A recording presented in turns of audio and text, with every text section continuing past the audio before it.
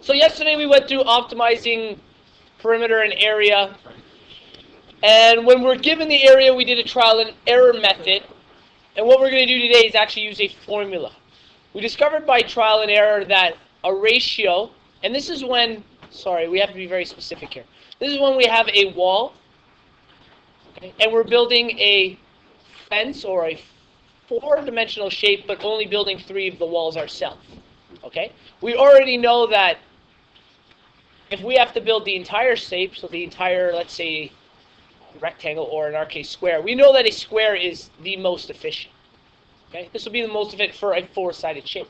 For a 3-sided shape, we discovered a ratio of, contact fell out, 1 to 2. Okay? It works best for us.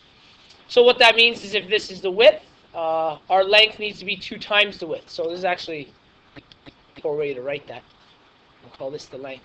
And in other words, what we need is our 2 widths are equal to that 1 length. Okay, so we have our 2 widths equal to the 1 length.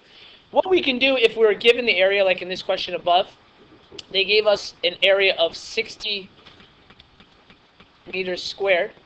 We could actually use a formula to solve this. We're going to call x, or actually we're going to call it the width in this case. Our formula is if we want to figure out what the width is, we use a formula of 2w squared. Okay?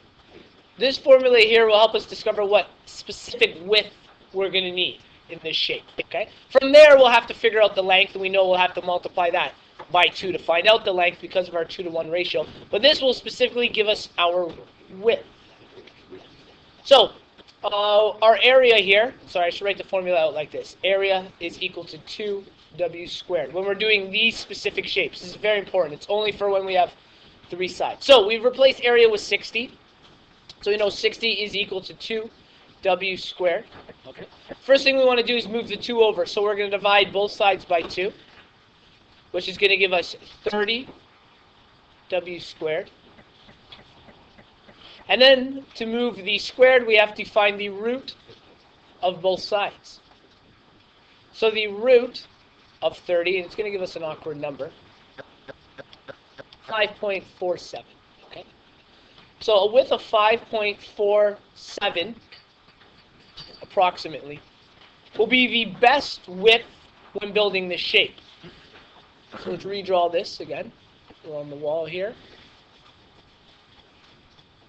So what they're saying is we need 5.47 for this width and 5.47 for this width. According to our ratio, how do we find the length in this question? What do we have to do with this 5? Yeah, we're going to have to multiply it by 2. In other words, we take 2, multiply by our w, and it will tell us our length. So our length, okay, will be equal to 2w. So we're going to replace our w, which is 5.47. So we have 2 times 5.47 is going to be equal to our new length. So our new length is equal to, we'll take this number, and I'm going to leave this number in and then multiply by 2 to be as accurate as possible. Oh, that sucks. 5.47 times 2, 10.94. Great.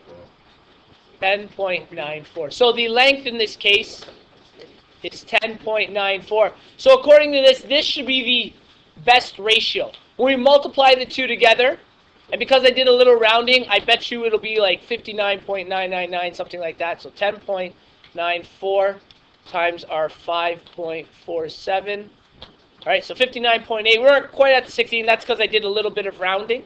But this will use the least amount of fencing. So when we add all of those together, I take my 5.47 plus 5.47 plus 10.94.